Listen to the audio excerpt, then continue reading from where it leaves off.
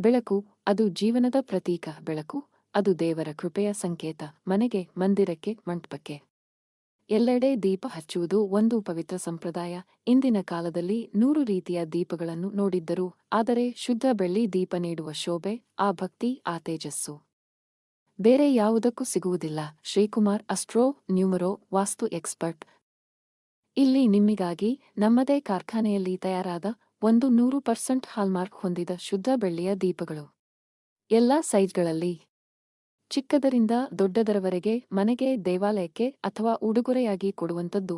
ಅತ್ಯಂತ ಆಕರ್ಷಕ ವಿನ್ಯಾಸದಲ್ಲಿ, ಶೋರೂಮ್ ಬೆಲೆಗೆ ಹೋಲಿಸಿದರೆ ತುಂಬಾ ಕಡಿಮೆ ದರದಲ್ಲಿ.